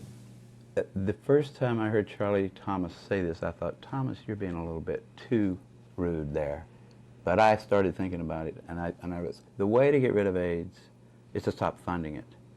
Just stop everything that's called AIDS research. Somebody tries to get a grant for AIDS research, say, we don't do it anymore. We don't have AIDS. If you want to study pneumocystis carinii, we'll maybe look at your paper and see if you've got something to say about that. You want to study any one of those diseases by itself, try to cure it, we'll talk about that. But we're not going to talk about AIDS anymore. Just like in the 17th century, they decided to stop talking about God in science. It was too complicated. It started a war. I mean, you get Catholicism gets confused with science, you have trouble. And I think here we've got a similar kind of problem. We've got a religious phenomenon almost. A large segment of the population that has very strong opinions about something and beliefs, right? I mean, that's a religious kind of a thing, and it's tangled up with science. It needs to be untangled. The way to untangle it is to use the analytic kind of method that we used before. Pick them apart. Don't talk about this overall disease called AIDS. Say, have you got pneumocystis carinea? Have I got pneumocystis carinea? That's a question we can answer. We know that organism. We can detect it. What do you do about that, you know? That's a reasonable question. But whether or not you have AIDS or not is not. Because the definition of AIDS is so complicated that nobody can understand it. You know, and it's like, it's the same kind of thing that was, it's like it becomes, when beliefs get tangled up with facts, matters of fact, become matters of religious kind of significance, where if somebody gets mad at you for asking him a question in a scientific meeting, or says, we're never going to have Kary Mullis at the European Union of whatever kind of scientists, or they put it in Nature, because he came in there and had the audacity to tell people that it might not be that bad to have sex. That AIDS might not be something you get from sex.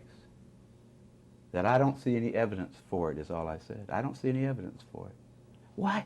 You can't tell young people that. We'll never have you in Europe again. I mean, there was actually that sort of kind of thing. See, that's a religious thing. That's what you walk into a coffee house in the 17th century in England and say, I don't think we should worship the Pope here anymore. I don't think we should pay any attention to him. Some people would get mad at you. That's religion. Same thing with AIDS. It's religion. Go up to Los Angeles to some of these meetings, like where there's a whole bunch of guys that have had AIDS type diseases or have seen friends die, and say, I don't really think there's such a thing as AIDS. I think you guys are suffering from the results of a lot of things that you have done yourselves. It's not like God just smiled on us and not on you and dropped a virus on you. It's because you've been not eating well, you have not been sleeping very much, and you have let yourself get run down. You've also gotten into a panic about the whole thing. You've fallen for their stuff, man. You've taken their poison. Science is a big institution, and most of the people there aren't scientists.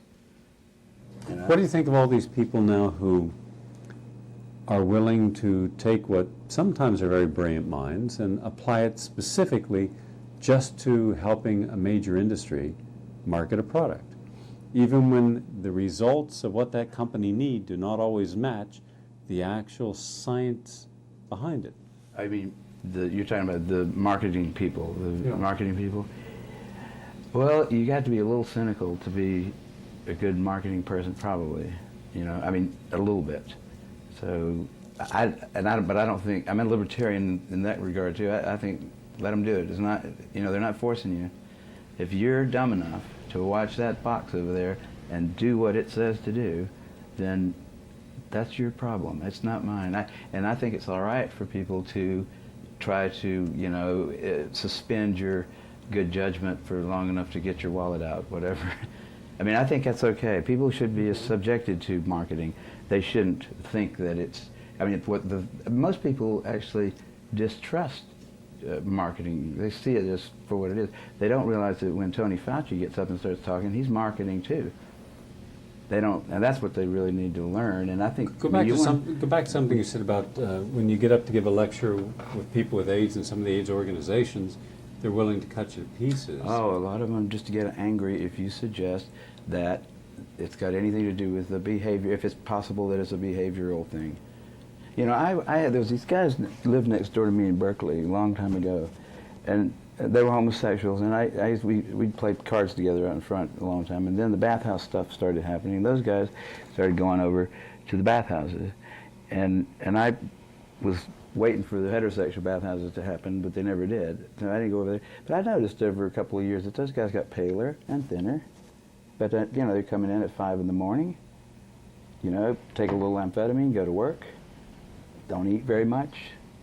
Come home at night, head out to the bathhouses. I mean, it was a fascinating place to be at that point. That was a wonderful time in their lives. And I mean, I sort of regretted that I wasn't a homosexual myself. But I saw that those guys were sick. You know, I mean, I could tell just by looking at them, because I'd known them before they started doing that. They weren't normal, healthy males between the ages of 24 and 45. It was obvious to them, I think, that they were abusing themselves. I mean, if I go 2 nights without sleep, I know I've done something bad to my health. My little cuts don't heal quite as well if I don't sleep, and all kind of things. Everybody knows that. Those guys somehow decided when they started dying that it wasn't their lifestyle, which was radically different from other people's, that was causing it. It was something else. And then here comes here comes Gallo and Montagnier and the NIH saying, that's right, it's something else. It's something you didn't have. You're not responsible for it. You're just the beginning of it. We're all going to get it. And they liked that so much because they said we can go right ahead and do what we're doing. We just have to do a few little things differently, and then we'll be okay. They cling to that, you know, and they think if you suggest that it's their activity, that the way they live their life, that you're a homophobe or something, you're some kind of an idiot. There's something wrong with you. There's some of them that aren't that stupid, but you know, there's a lot of them that are religiously associated with the notion. They believe in the notion that it is an infectious thing that will eventually sweep across the planet and kill everybody. That's what they've been hearing that, and they like that better than the idea that maybe this experiment in a radically different style of life failed. Maybe there were some things lurking in there that weren't really going to work. And it seems reasonable when you start doing a whole lot of different things that something might just go wrong. I mean, it's a complicated system. A whole bunch of people just quickly changing all their habits and starting to do all kinds of things that they haven't done in generations before. Have you ever had a time in your life, I want to add on to some, I want you to go a little further but in a little different way. Have you ever had a time in your life where you really burned everything out? You just couldn't stop whatever you were doing. I mean, if it was having sex or staying up late or drinking or whatever, maybe for a week or 2 weeks, you just went on a real rip. Last week. How did it feel? Yeah, I felt, I want to get a Coke out of here, okay? Yeah.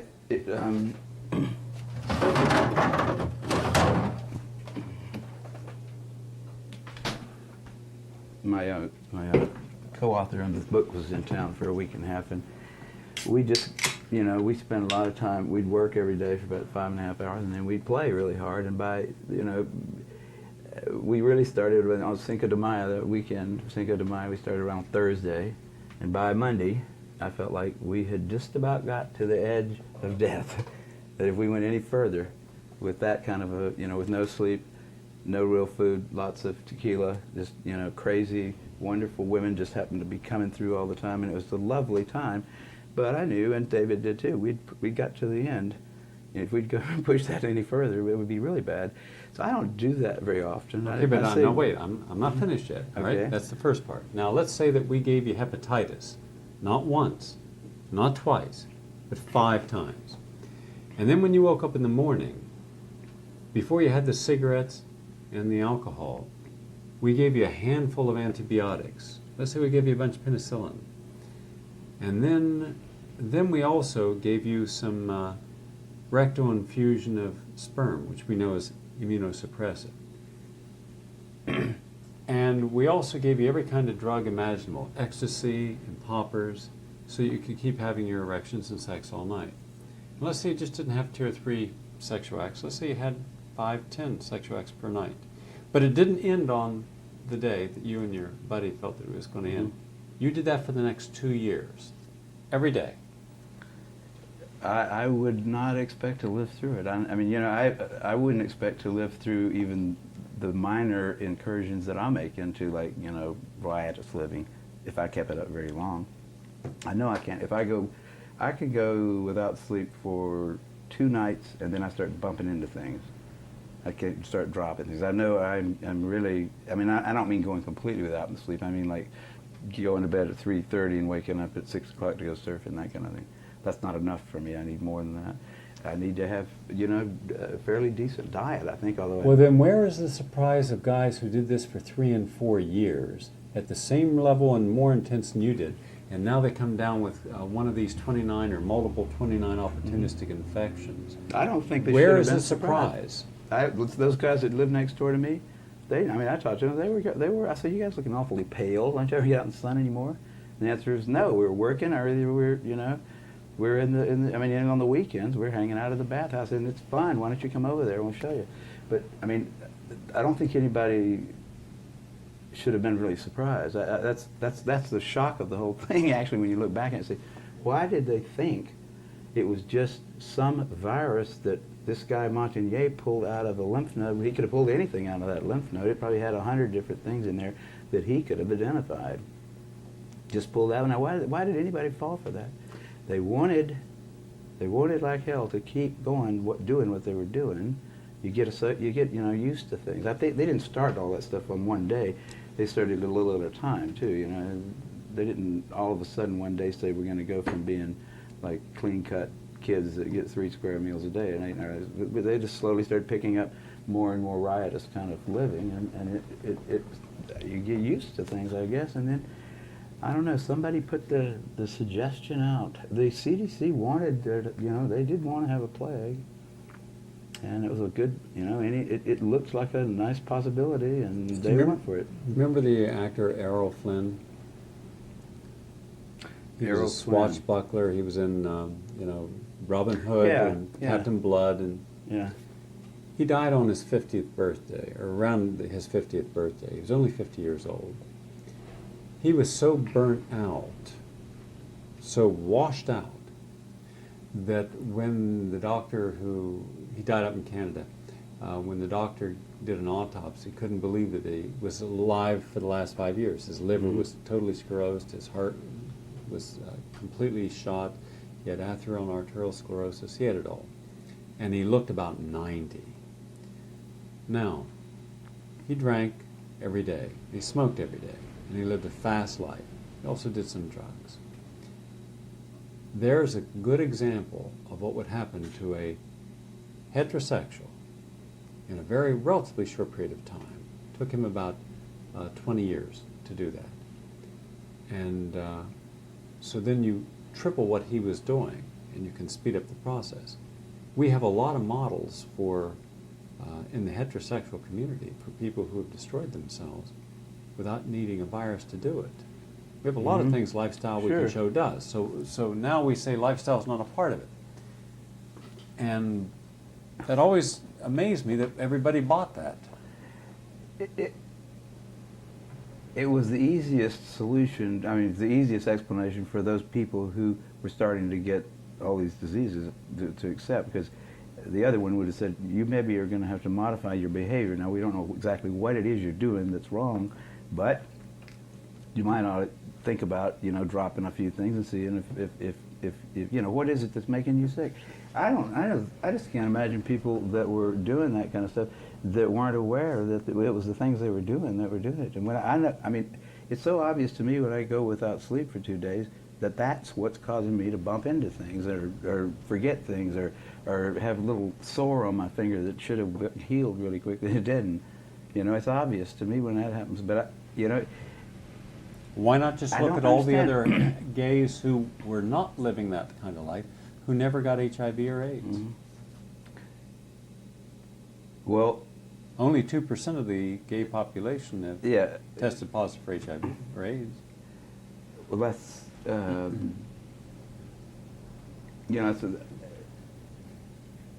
there's so many. I think it's when you this particular whatever it is. You can't call it a hoax. You can't call it a conspiracy. You can't call it. It's something that's so bizarre that to try to explain it to somebody, they don't. It's almost like they can't possibly believe how bad it is, how dumb it was, how crazy. That's one of the reasons I think that Duisberg had a hard time convincing anybody at all, because he was saying, look, every single thing here is wrong. There's no evidence that it is. There's plenty of reasons to doubt it. There's just. Every bit of the data is wacky in some way. All the conclusions are wrong. All of them are wrong. That's what I think. That's when if there's been one little thing wrong, then it's easy to say, well, here's one little thing that's wrong here, and people will deal with that a lot easier than the entire AIDS establishment is absolutely guilty of some hideous sins, and everybody's been fooled. Everybody on the planet has been fooled by a handful of greedy people without any scruples and no brains. That's hard to believe. See, I was like, no, it can't be. My mother wouldn't go for it. I said, Mother, I've studied this really well, and I'm telling you, there ain't no epidemic, Mom. There isn't an epidemic. There isn't anything out there that is causing people to die that's called HIV. It's just not. No, Kary, I read it everywhere I look. I go, you know, and Mother, the entire medical establishment is wrong, and I'm right. No, you can't possibly be right, Kary. They wouldn't do that. They couldn't possibly be wrong. Every radio station you listen to, every television station, everywhere you turn, there's somebody telling you that there is an epidemic of some organism that is fatal and that you get it from sex. So how can you come in here and tell me that? Do you think that it should be renamed Dumb or Dumber? Dumber, Dumber? After the movie? You know, I think that some of those people really ought to be, you know, there's 100,000 of them, right? Yeah. There's probably about half of those people are just too dumb to know what they've done. The other half of them have just been too dishonest. They have not the heart or the reason or the testicles to say, you know what, we screwed up really bad. And I think we've got too many scientists anyhow. We might just take those guys out, Alamogordo, and drop another bomb out there. Just get rid of them. I think that we're going to do that to the, you know, the guy that killed 200 people in Oklahoma. He was an idiot, you know, misguided, but powerful. He could make bombs. These guys are the same way. They're idiots, misguided, and they're powerful, and they have been killing people right and left. And the people they hadn't killed, they think of all the suffering and misery they've caused. Just the fear of AIDS has probably killed about 1,000 people, just the fear. You know, it doesn't make you feel good to think you might be getting a fatal disease all the time and worrying about it every morning. Think, is this cold the beginning? Is this flu the beginning of AIDS? You know, a lot of people with HIV are always worried. Every time they get any little disease, they're worried, sick about it, and some of them probably end up dying just because of their worrying about it. You know, I mean, worries, it's not one of those things. Bone pointing. It's what? Bone pointing. Bone pointing, yes. It's sort of like bone pointing. Yeah, the Aboriginal quality of pointing a bone and condemning someone, and that allows them to go out and die. There's things that I can see there, but I just don't know how to talk about it. If you look at them long enough, you say there's a lot of interesting stuff there. And that's probably the way atoms look somehow like that. And they go down infinitesimally in structure. You don't get down to any shiny little balls anywhere. And then just all the things that we really started with when we started trying to decide what matter was made out of turn out to not make sense in light of what we find out using those assumptions going in, you know. You come up with something like a neutrino. Well, that's a cool little particle, isn't it? No mass, but angular momentum. Carrying the angular momentum of an electron. Well, that's a really sort of interesting idea, isn't it? So we don't know anything. And it's like not unlike, I mean, we're only here because we learned how to eat, not because we had slide rules, you know.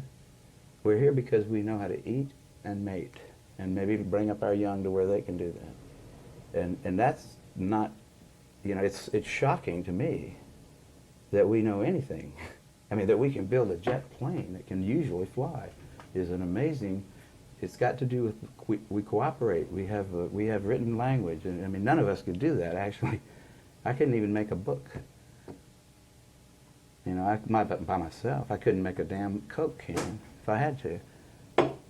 I don't know all the things you need to know. None of us is very smart, really. We don't know anything much. I know a few things, and you know a few things, and all of us together, you know, it's a miracle that we're here.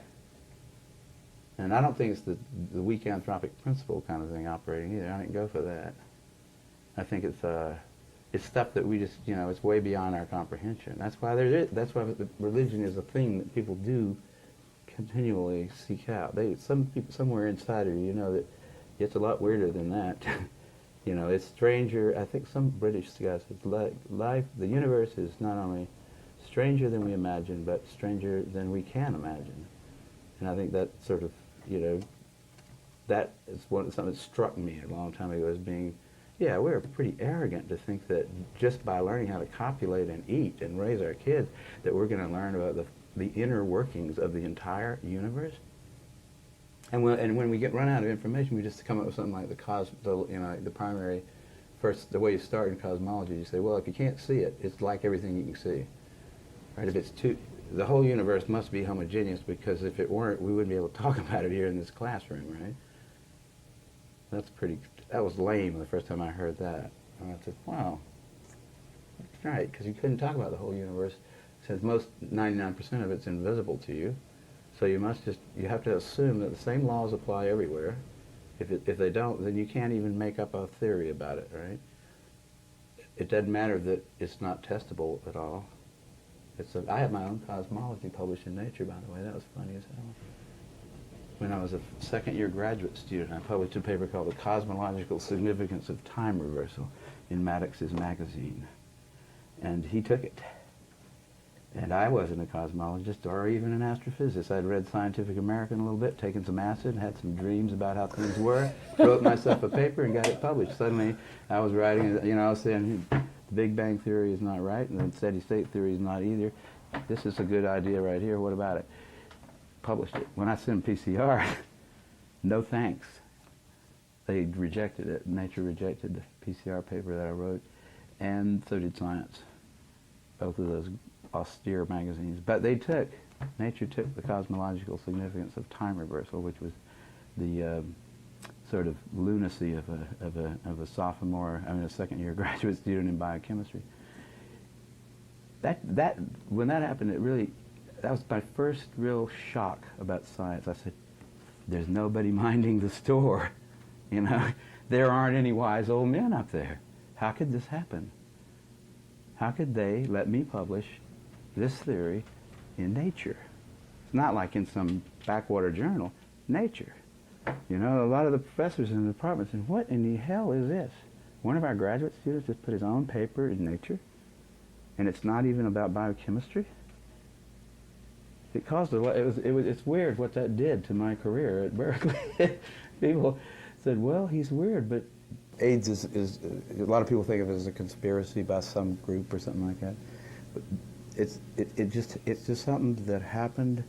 It's a thing that really fit right into the historical framework, and it went exactly the way a sociologist looking at history would have said, yes, something like that ought to happen, and it happened. And there's the thing that I learned like back in 1968 when I first published a paper by myself in Nature in a field that I had no expertise in at all.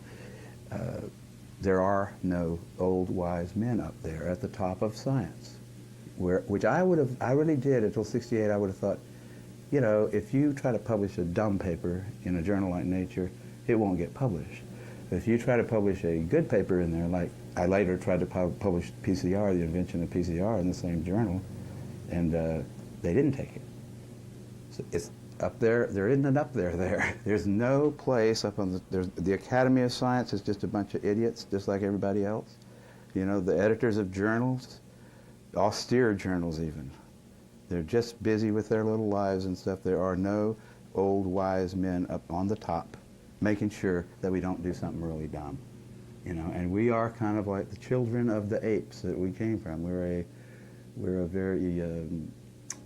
naive. When none of us even knows how to make his own shirts, And we don't really individually amount to a whole lot. We have a pretty neat thing going here, and I like it.